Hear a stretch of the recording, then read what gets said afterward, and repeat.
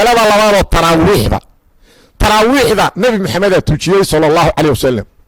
Bukhari iyo Muslim waxa ku sugan min xadiisi Aisha radiyallahu anha inay tiri nabiga sallallahu alayhi wasallam habeen ayuu masaajidka salaada ku tukaday Ramadaan ayna ahayd daba ku soo xirtay habeenkii labaad ayuu nabigu sallallahu alayhi wasallam tukaday dadkii waa soo bateen habeenkii saddexaad ama habeenkii afraad ay u soo kulmeen nabigu uma soo bixin markii waagu bariyay ayuu ku yiri qad ra'aytu alladhi sana'tum wa lam yamna'ni min al-khuruj ilaykum illa anni khashitu an tufrada alaykum wadhalika fi ramadan habeen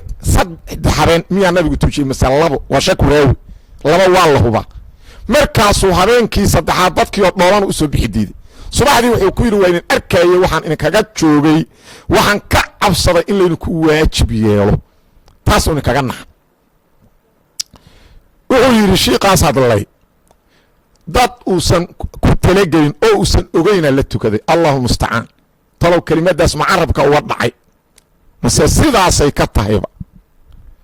nabiga sallallahu alayhi wasallam dadka la tukanay wuu ogaa nabiga sallallahu alayhi wasallam imaam ahmed darimi qeyrkiisu waxay wariyeen nabiga nasuuban inuu yiri sallallahu alayhi wasallam inni araakum min khalfi wa amami aniga waxaan idin ka arkaa hortayda iyo gadaalkayga nabigu markuu dadka tujinay sida uu horay wax uga arko gadaal uga arki jiray nabi maxamed sallallahu alayhi wasallam haddaan xataa xadiidkaas uusan nabigu dhihi lahayn laba habeen jamaaca la tukayda dadka caadiga inay ogaa waayeen ma dhici karta bal dadka caadiga xad iska daa nabiga sallallahu alayhi wasallam laakiin nabi maxamed asaga arinta dhameey noo sheegay sallallahu wasallam alayhi wuxuu yiri nabigu sallallahu alayhi wasallam iskuma keenin dadka xadiis kala sugan oo nabigu inuu isku keenay ka waran haduu isku keenay ka war oo rag iyo dumar bay isku keenay Abu Daawud wuxuu ku wariyay baabka baabu qiyaam shahr Ramadan baabka tarawiixda min hadiisi Jubayr ibn Nufayr an Abi Dharr wuxuu yiri nabigan la soonay sallallahu alayhi wasallam Ramadan ila bisha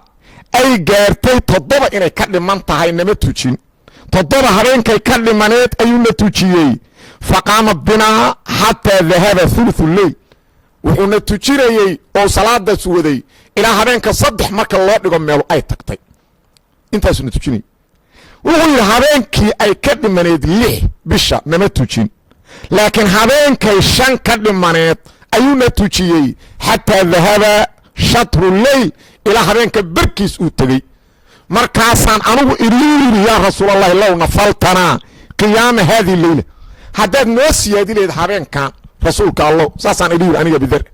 markaasuu nabigu yiri sallallahu alayhi wasallam inna rajula idha salla ma'a al-imam hatta yansarifa usiba lahu qiyam layla qofku hadduu imaamka la tukado taraawiixda way qiyam laylki way waa salaadii ramadaanka ee uu la dhamaysto waxa loo qoraa waran isagu taagna maadaama aad ila tukateen oo aad ila dhamaysateen macnaheedu waa ma ee qiyam layl leedi nabi maxamed qawlan ayuu qaacidadaas u sheegay qof kasto la tukada taraawiixda imaamka ilaa uu la dhamaysto wuxuu leeyahay qiyam layl nabiga yiri sallallahu alayhi wasallam habeenkii ay ka dhimaneed bisha wuxuu yiri 4 mana tujin habeenkay 3 ka dhimaneed dhigayso jamaaca ahlahu wa nisaahu wa naas nabigu eelkiisii soo aruuriyay dumarkii soo aruuriyay dadkii soo aruuriyay faqama bina markaasuu na tujiyay hatta khashina an yafutana al-falah ila an ka cabsanay in falahu na dhaafo markaas la yiri falahu muxuu aha markaasuu as-suhur wa suhurta ka waran nabi maxamed soo aruuriyay wana tarawiix nabiguna sallallahu alayhi wasallam salafkii uga tagay kadib waa kan sheego wuxuu ka cabsaday in lagu fard yeelo waa maanicaas u jooji markii nabiga ilaah oofsaday maanici waa suuli oo nabiga kadib lagama cabsanayo in ilaahay wax waajibiyo sharciga mas'uuliyadda sharci waa kaamil noqdo markii maanici suulay muqtadigi iyo ciladii loo sameeynayo sunnadii nabiga inay tahay la tukashada imaamka la tukadana qiyaamul layl kaamil lagu helayo nabigu u sheegay ficlan uu u tujiyay ayuu Umar noolay sunnadii nabi Muhammad sallallahu alayhi wasallam ee cumar bidca lama iman keliya waxaa soo hartay kelimada cumar uu yidhi nicmat albidcatu haadihi waxaa fiican marka qofku uu ka hadlayo aayad ama xadiis inuu soo fiiriyo kelimada macnaheeda uuna ka soo fiiriyo culammada shuraaxda ehelka u ah xufaadda muslimiinta nicmat albidcatu markay fasirayeen xaafid ibnu kathiir suurat lbaqara badiicu samaawaat xaafid ibnu xajar fatxulbaariga xaafid ibnu rajab jaamic culum walxikam iyo kayrkood waxay yidhahdeen bidcada markaa shay sharci ah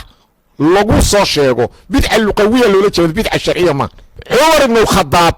kelimadan uu yidhi wuxuu la jeedaa bidca luqawiya kelimada cumar yidhi bidca luqawiya ula jeeda ulama jeedo sharciya maxaa nabigaaba sameeyey ma camalkii nabiga bidca la dhihi kara salawaatullahi wasalaamu caleyh maaha bidca sharciya kelimadaas waa saas